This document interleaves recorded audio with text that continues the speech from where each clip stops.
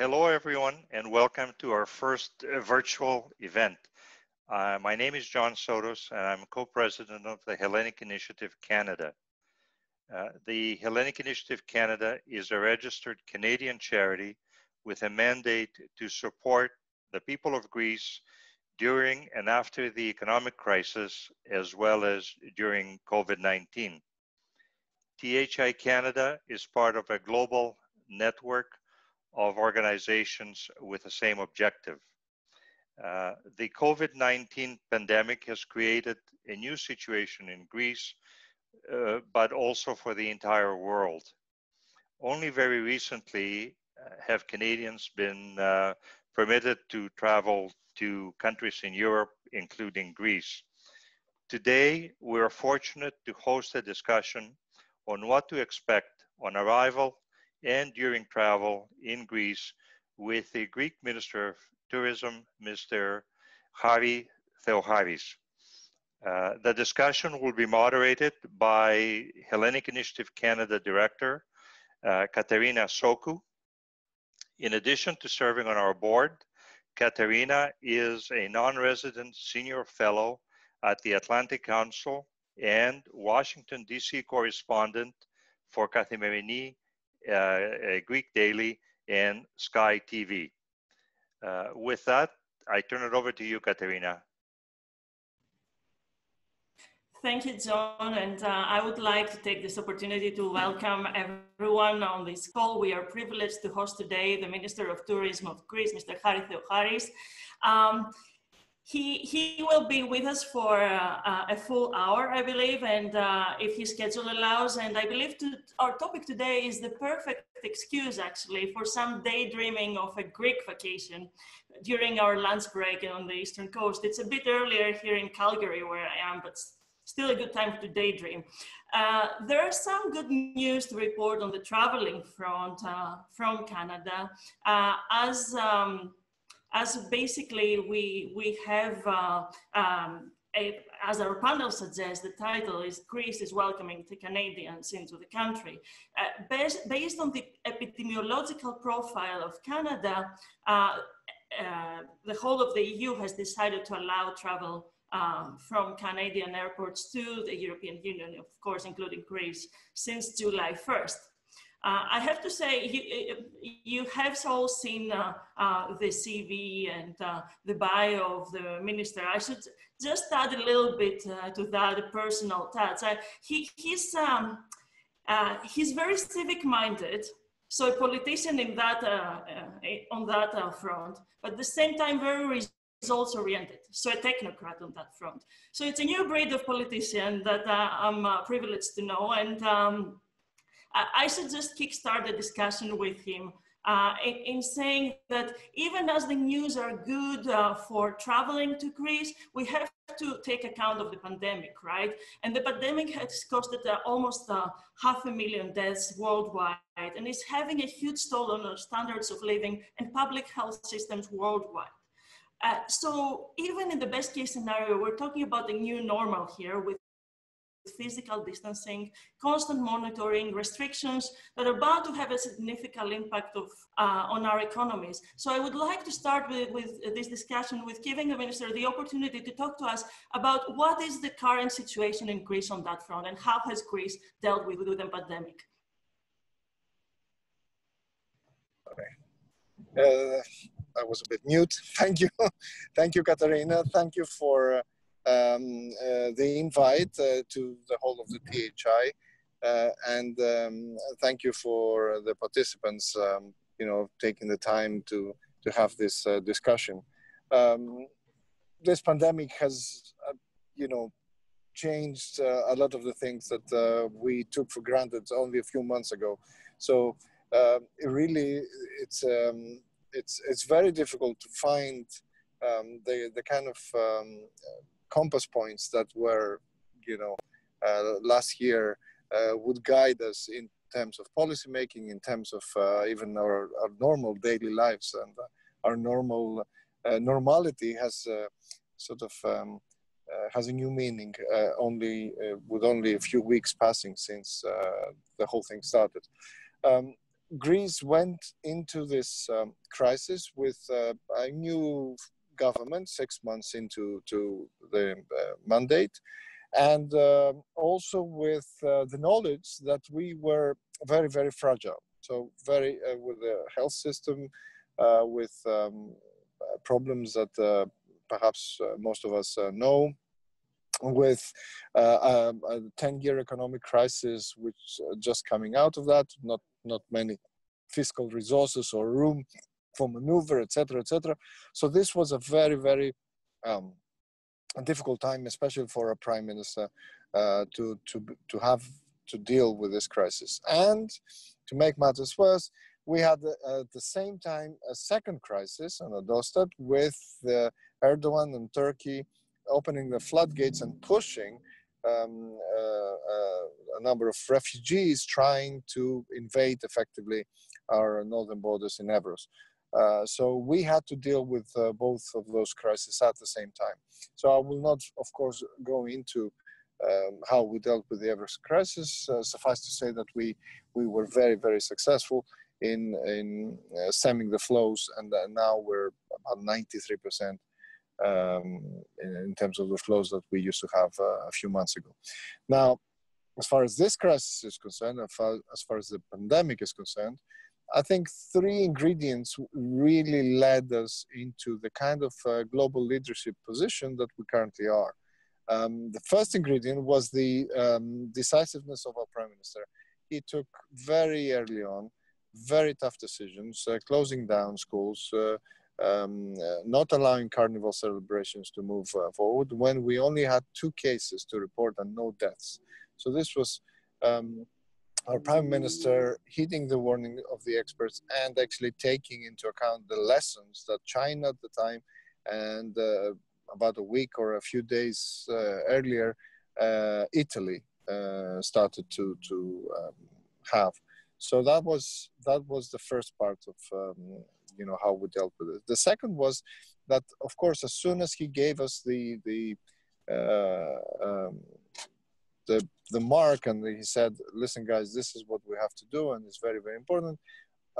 All of the ministries did what we had to do in order to be effective in dealing with the crisis, and that, of course, included all those people that were in the forefront of this fight, from the health personnel to the police or the civil protection authority people, etc., etc. And the third part of the ingredient was the Greek people themselves. It was the way that they took this seriously, did not succumb to conspiracy theories or whatever, and say they're trying to block us from going to church, from meeting our friends, from meeting our family, etc., etc. So we had, of course, a few exceptions to that rule, but all in all, we listened to the experts. Politicians took a step back, and that was a conscious decision by the Prime Minister, and the experts took a step forward. And every day at 6 o'clock, everybody would stop what they're doing and just listen to Theocharis giving the what's going on. And that was, if you like, the 3 ingredients that allowed us to deal with at least the initial phase of the crisis. The second phase was the gradual reopening, relaxing of the rules. That was again successful compared to other countries. And now we have the most difficult phase, the opening of the borders. And we're hoping that the same ingredients will help us in the current stage of dealing with this.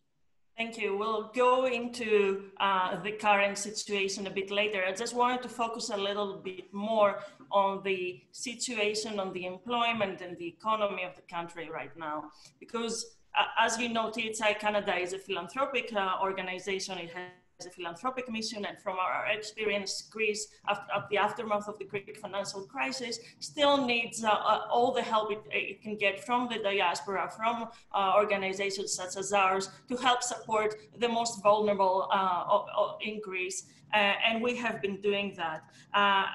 But just as Greece was getting back on its feet, COVID-19 hit, and Greece being an economy that is quite dependent on tourism, on trade, it's one of them. most vulnerable to this global pandemic, economically speaking.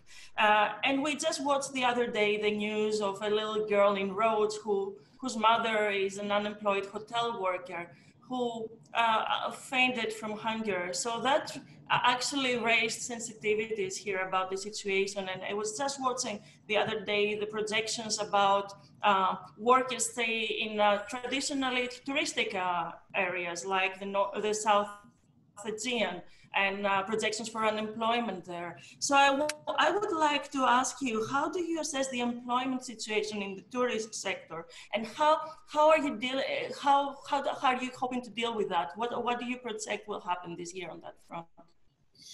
Well, projections are very, very difficult as we speak, because even the border closures change by the day. We opened Serbia only to rescind that decision and close the borders again with Serbia. So it's very, very difficult to even project the envelope of the potential visitors, let alone how many of those will come, which will depend on the economic situation of each and every country, the fear factor in each and every country, and of course any other sort of factors, and really how they actually deal with the crisis within the country. So if Canada, heaven forbid, loses control, the current situation of the open borders will have to change. So all that makes projections, I mean, even more unreliable than usual. Unemployment currently is in a very, very difficult and tough spot. That is for sure. We will not have an easy time come October, or if like come winter, which is the low point of the touristic season. Unemployment in the touristic sector is more than 20%, perhaps close to 25%. So it's a very, very big chunk of the situation. So this is something that worries us very much. We took a number of measures to support personnel during the hibernation phase, where companies closed down.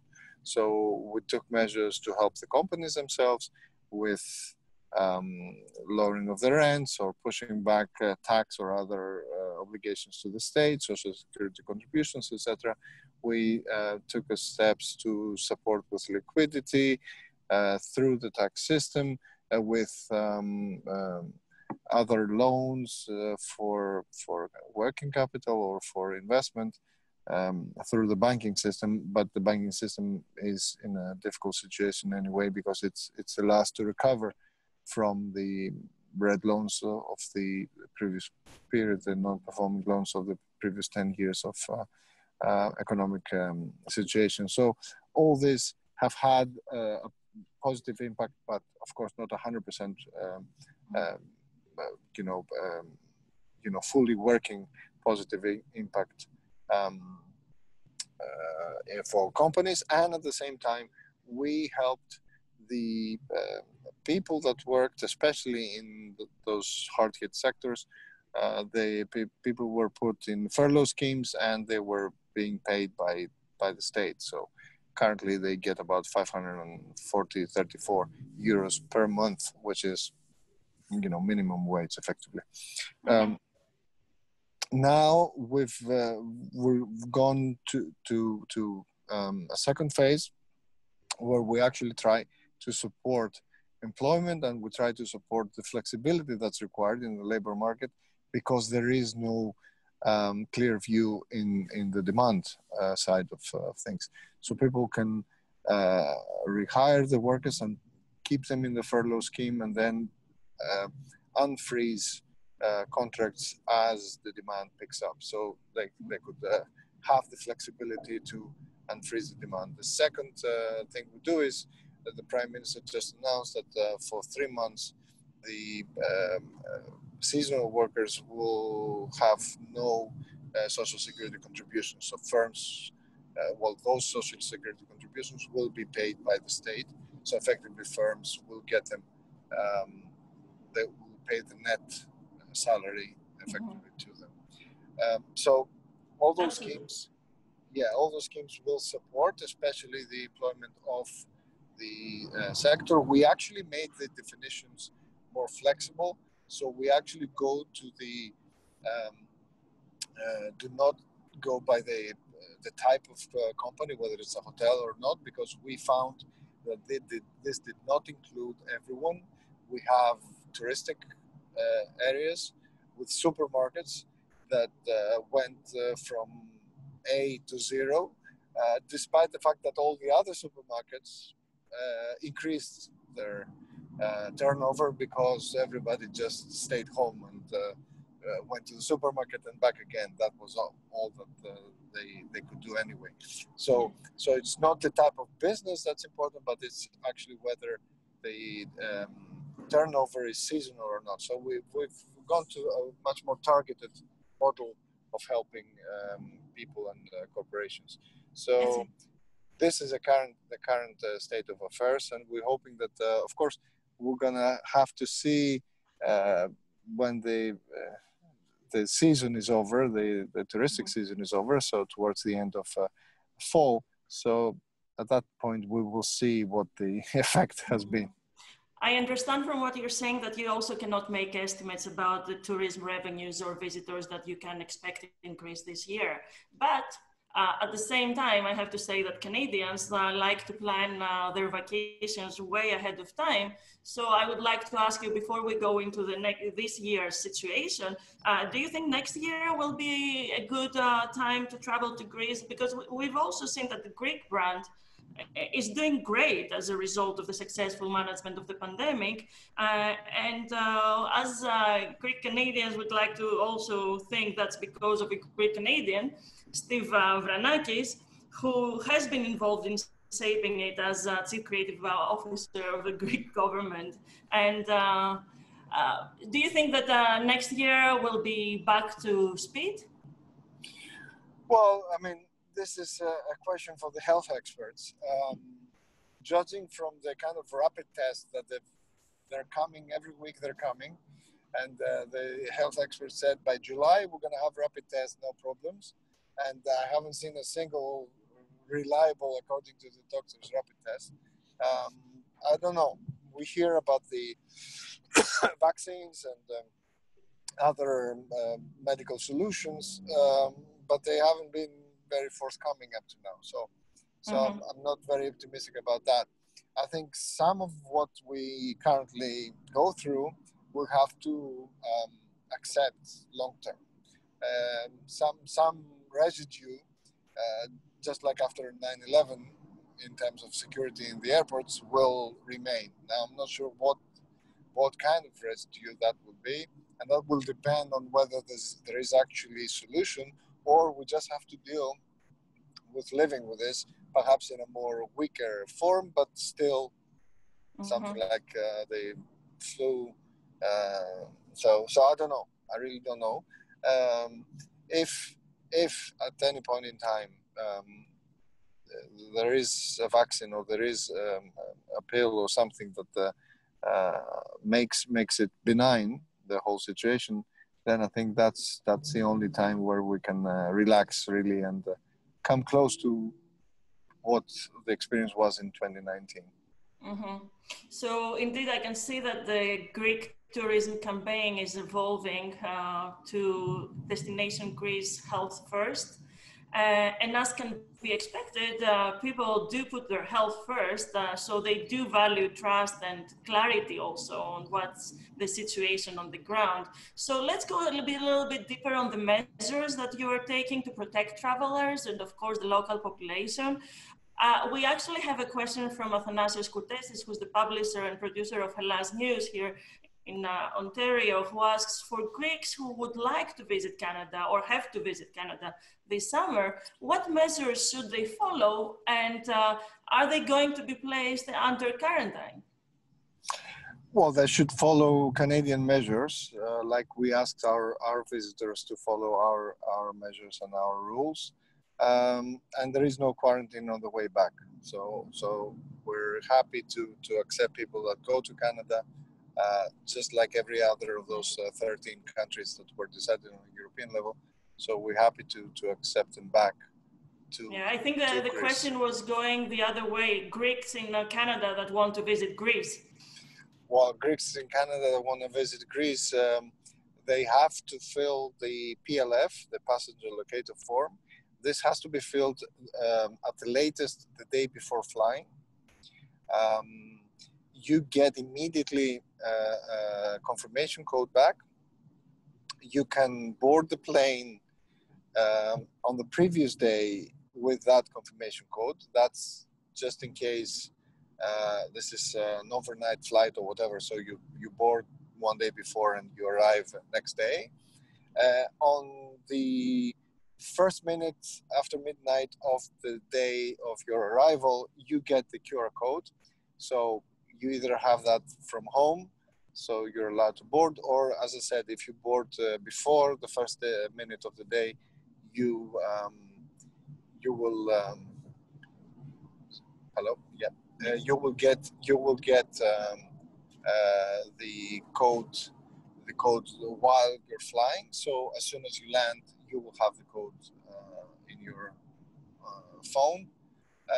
So as soon as that's done, you arrive, you have your QR code. They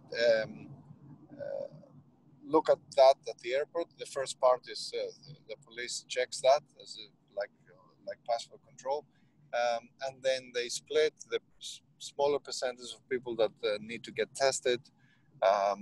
Go on one side of the queue. The other side is no test, so they move on to the rest of the process to get their bags and whatnot.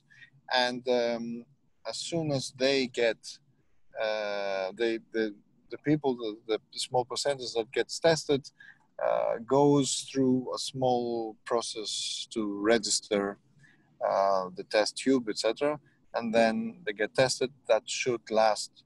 The actual process lasts less than a minute, but depending on how big the queue is, it might take a bit, and then they're off.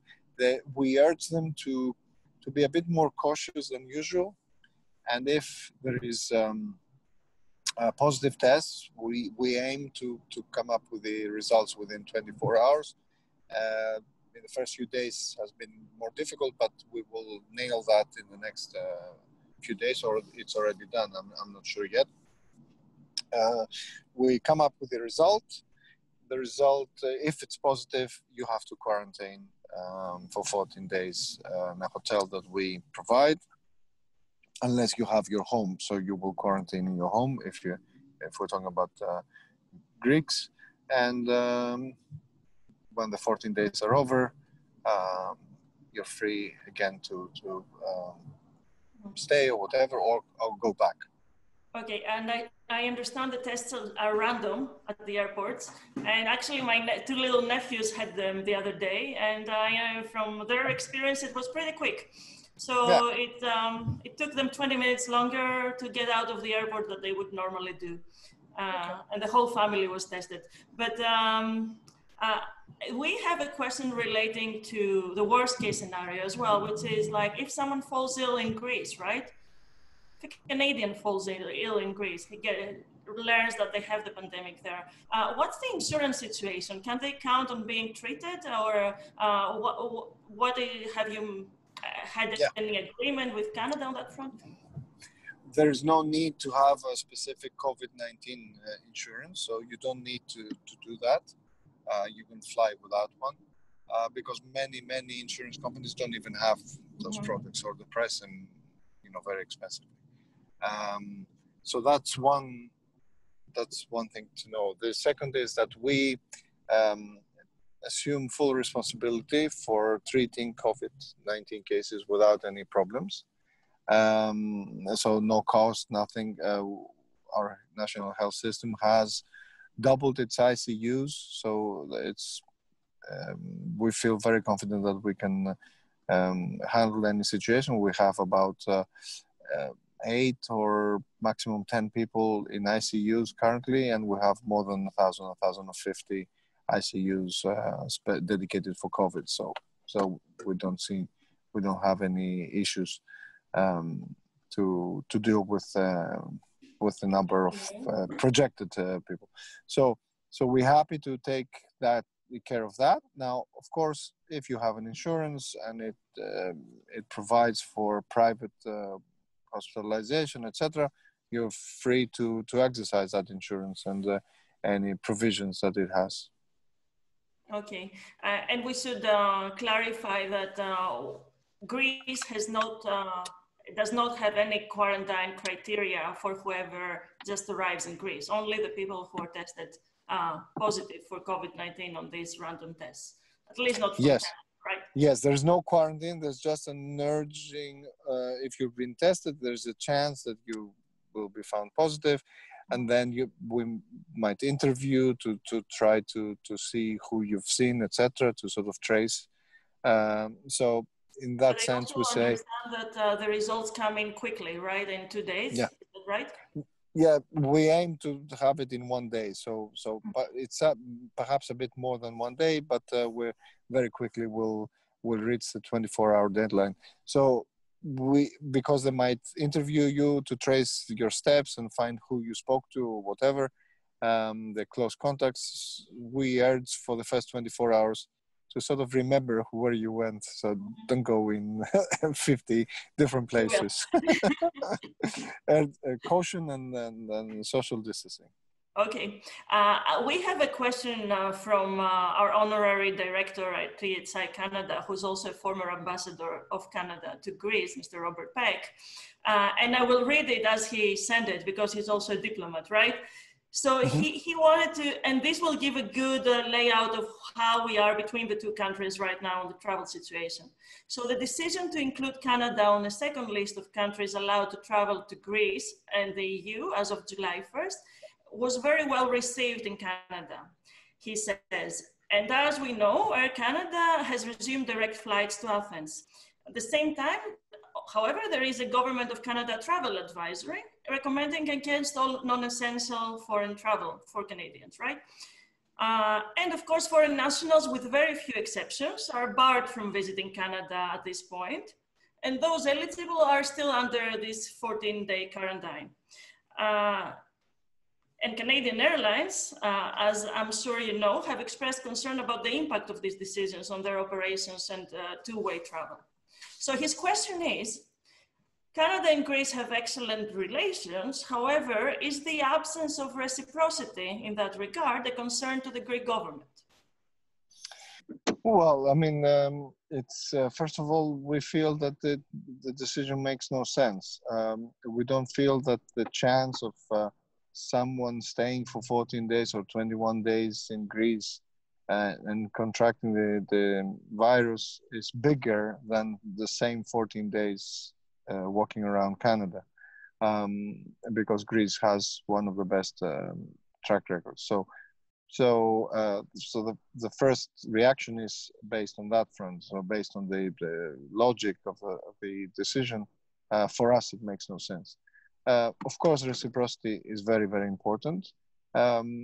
It's in some cases where there is political tension or political tiptoeing that has to be had. Sometimes you demand the reciprocity, but at least we feel that we should make the gesture of goodwill to sort of say that we are open despite the fact that there is no reciprocity. So we're hoping that this situation will change for the better as soon as possible. I know you've met with the Canadian ambassador in Athens as well, the current one, and we hope to host him actually in a separate webinar in the near future. Have you participated in, or are you aware of any bilateral discussions with Canada that could change this blanket approach to a safe travel corridor or a bubble between Canada and Greece to facilitate travel and lift the quarantine requirements on the Canadian side? Well, I'm sure our foreign ministry has had discussions. I haven't had specifically discussions with Canada. We've discussed this with the ambassador in Greece. We feel that this is something that they should be doing. But at the same time, we hope that also the lobbying from the Canadian side, because of course there's a number of Canadian companies like Air Canada that depend on this kind of traffic being there, will help, because for better or worse, politicians tend to listen to their constituencies much more than foreign diplomats or of other countries. But still, we try to nail it from both sides. So we hope that people that depend on tourism, travel agents, airlines, etc., will pass the message, and we also, pass the message to Canada. I think we have an opportunity to do this safely. We should not miss that opportunity. Excellent. And of course, in Canada, the travel industry here has already raised its concerns with the Canadian government. And I understand you're also in touch with Air Canada's leadership, which is already, of course, flying direct to Athens twice per day at this point. So I should note, last year it was a very impressive year for travel from Canada to 300,000. Just a minute.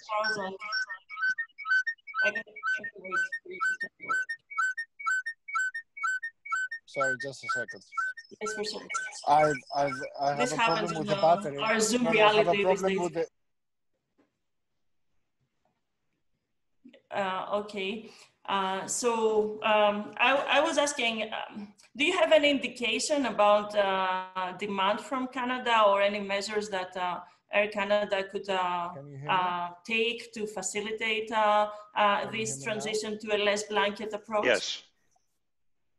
Yes, Hello? we can hear you, Minister. We can hear you. We've lost, can you hear me? Hello? Yes, we can hear you. Hello, can you hear me now? Yes, we can. Yeah, I just switched phones because the battery was running out of the other one. Wow. So. That was relatively smooth given what... Sorry about that.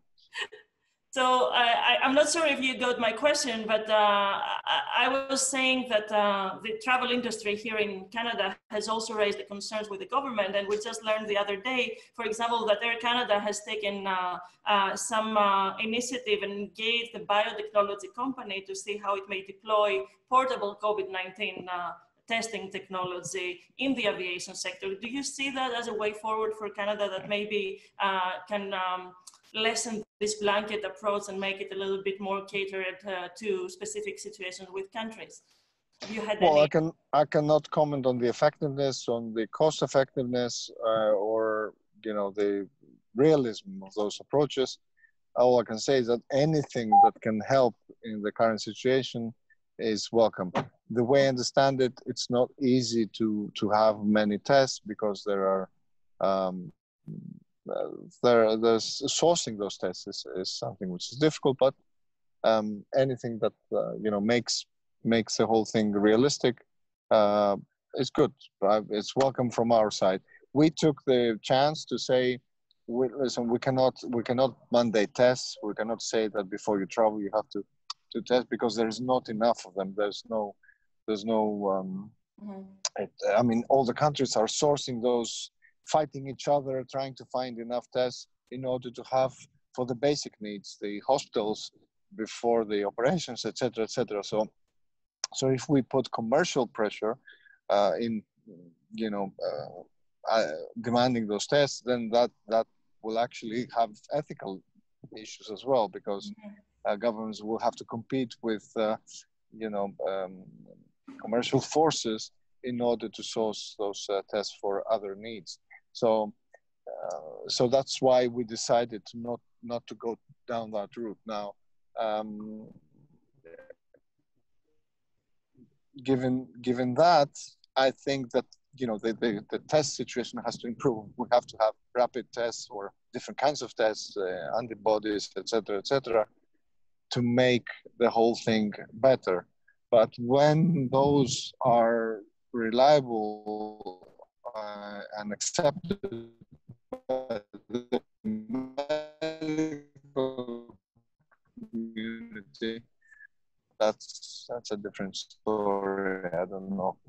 Okay. I should also note Hellenic organizations in Canada whose constituents here in this country have also sent letters, such as the Hellenic Congress of Quebec and of British Columbia, to Prime Minister Trudeau, stressing the need to facilitate travel, noting among others the deep cultural and personal ties of the two countries and the needs of the Hellenic community here. And our former head of the new leaders in THI Canada, Vasilis Tsianos, is asking, what is the messaging that the Greek diaspora should resonate at its non-Greek communities abroad, including the Canadian government, I would add, about Greece as a safe tourism destination? And how can we help from our point of view here? We can't hear you. Excuse me. Yeah, that's fine. We have a very, very comprehensive plan on the health side. Obviously, this is a very, very complex endeavor, very difficult thing to kickstart. It's easy to close down, but reopening in times of uncertainty is a very, very difficult thing. So, what we were forced to do is to deal on many, many different fronts now. There's a diplomatic front, which we just alluded to, and the ambassador's question, explained a lot of the problems on that front. There is a promotional front. There is a commercial relationship front. There is an economic support front, so that the value chain does not get destroyed. And there is the health side of things. There's a health plan. And this plan for Greece has 4 pillars, and perhaps it's worth explaining so that we can explain it in promotional terms as well. The first pillar is the careful selection of the countries that we open to, and of course this is a dynamic situation. You open Serbia, you close down Serbia, to give one actual example. So we try to monitor the situation so that we can come up with a list of countries that we can open safely. Now, there is a European aspect to that, but that does not absolve us from creating our own monitoring processes, because you have to be in the discussion in Europe to have your own proposals, but B, you have to at the same time perhaps limit the list, make it shorter, despite the fact that Europe comes up with a wider list, because that's within, if you like, the remit of what we can do for health reasons. So we have to keep monitoring this, despite the European list and because of the European list. The second pillar is the testing side, and the whole process which I described before, the PLF, the tools, the testing, etc., etc. So this is good. We are at the forefront of this. No other country has such a sophisticated system, and we hope that this will make things much more safe for everyone and give everyone the peace of mind, because we target and select the focus of our tests. The third pillar is the hygienic protocols, the protocols that keep the social distancing, the beach beds, the number of people in the pools, the fact that you cannot do buffer the same way you did, the masks of the personnel and the sneeze guards, etc., etc. So that's a very, very important thing, because you will have free roaming people with the virus. You cannot avoid that. So we need to ensure that the spread of the disease stays at a low number. The final pillar is the operational plan when we find a positive case. The quarantine hotel, the monitoring by doctors, and ensuring that if need be, this escalates to hospital and heaven forbid to ICUs, etc., etc., which I described that we provide free of charge and stuff. So all these 4 aspects of the plan are very well thought out and implemented already. I cannot hide any hiccups. There are hiccups and issues and problems, but we fix them. These are the first days. And of course, the aim is to push the message how safe Greece are, and we keep control. So this is the kind of message that we're trying to convey to everyone, and any help in that front is greatly appreciated. Thank you. That's actually very helpful to have in mind, and also for our own decisions, right? Whether, because a lot of people would like to travel, and a lot of people have to travel anyway, and from Canada anyway. And we have quite a few questions from specific situations which showcases the interest in travel to Greece, and the need of people from North America to travel to Greece. For example, and we have a question from the US that I would like to take, because a lot of flights in the US have been canceled towards Europe after 1st of July. So people are asking, those that can still, are still eligible to come to Greece, can they do so with indirect flights? So from transit? Yes, okay. There is no issue with that. We obviously do not allow direct flights with a number of countries, the US included, but they can certainly go through Canada as long as they are eligible to come. Let's say they have a Greek passport. So they, this is a repatriation that can happen with any route that's commercially, flies. And I understand the Greek consulates have been very flexible in also facilitating the process with people that might have not renewed their passports or things like that, as long as they're Greek citizens, of course. Yep. I have to, another question I think I might be able to answer more from a personal situation than you is, but it's still important for a lot of Greeks in Canada, is can we travel to Greece and still come back to Canada if we're not Canadian citizens, but only permanent residents? And I can tell you, I've looked into that. The answer is yes. Excellent. Thank you. Thank you for saving the time. Yeah, I have a personal interest. You can take the next questions. No worries. I mean, I'll just sit around. I mean, I wouldn't expect you necessarily to know that. No, I didn't know that. That's what I'm saying. You're actually very helpful. Okay, and I do have another experience that I would like to share with our audience as well, if I can find it, because we did have the example of a former cabinet minister in the Ontario provincial government, Mrs. Marie Boutrogianni, who quoted her experience, but who took actually the inaugural Air Canada flight on July 1st from Canada to Greece, and she's now in Crete. And she explained, she basically portrayed in Facebook how positive her experience is. And we've seen examples of people going a few months back, say in May, when there was still quarantine and what have you, the experience was totally different. So I understand it's getting more seamless as a process, yeah, even with the current restrictions. But I would like to ask you also, how do you, given the results that you have epidemiologically so far, without the open borders, I mean, Greece has been now open to tourism since June 15th with some countries, July more countries. So how is it looking so far? Despite the cases, say Serbia and what have you, but are you happy with the results so far? Were you expecting this rise in cases? Do you consider it too much? Do you consider it too low? Or there is no too low, but low enough for you to feel comfortable about it? Well, for the time being, this is certainly, all of it is under control.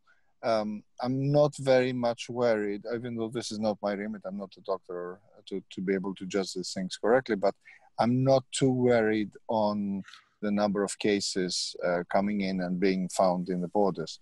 The worry will come when those cases materialize within Greece, and it would mean that the spread picks up again, pace. So that will be the worrying side. Now, the jury's out. We're happy with the kind of numbers that we see, but these are the crucial 15 days. that will show how things are. So the passports to a successful dealing with this is actually keeping the hygienic protocols in place. So people will be there. We cannot test everyone. So we test X%. So 1 minus X will be in the country. We have to ensure that they don't spread the disease with rapid pace. And in order to ensure that, only the protocols and safe distancing can save us. The kind of things we did, but without the restrictions in movement. So we have to keep the same kind of logic in our mind and not think that this is over. It's not over. Mm-hmm. I have to ask you, Steve Renakis contributed actually to this campaign. The Greek summer is a state of mind, and I was wondering, will we be able to preserve this unique sense of freedom that the Greek experience so abundantly invokes in our summers under COVID restrictions? I mean, how is life in Athens these days? Are you can you enjoy the beach? I know you're very busy, but if you weren't that busy, do people still enjoy summer? Yeah, I think so. I mean, beaches are open, hotels are open, they're not full, so you actually feel freer. I was talking to the mayor of Santorini today. He said that it's 30% cheaper and about 30% in terms of occupancy rate. So there's still room. This is the best time to go to the Acropolis. It's just like no queues, nothing. So if you're able to come to Greece, you will enjoy actually a much better experience than any other year. I can say that. But still, we have to keep in mind. I mean, there are better and better masks which allow you to breathe more easily, and they're see-through, so you can see the smile through the mask. So there are, things are getting slowly better, but it's not going to be the same. I mean, I cannot pretend that this is 2019. It's not. And for better or worse, this is for a good reason. We have to stay safe. We have to keep our loved ones safe, and we have to not spread to others the disease if we have it and we don't know it. And I understand that you also don't want people to party like it's 2019, right? That's for sure. And there have been some hiccups in that, but we've shown a kind of rigor that's required, and we will continue doing so if need be. May I ask if we do one more, maybe two questions, because yes, for sure. For sure. If that's the case, I will have to finish with the question of what can the diaspora more broadly, beyond tourism, do on our side to support Greece in this crisis? Because we understand that even as some of us will be able to visit Greece this summer, it is not the right time for Greece to go through this. I mean, it was just getting out of a financial crisis, and now this hit, and it's quite exposed to that. What can we do on our part as a diaspora to help support the recovery of the Greek economy? Well, I mean, this is a crisis that demands more reform and or accelerated changes. And Greece was in a good position. I mean, I don't want to say this in a partisan way, but the government was a reform-minded government. We got elected on a ticket that was not populist, so we were free to implement the kind of reforms. We did not promise different things, and then we suddenly switched because of the MOU, because of Troika, because of whatever.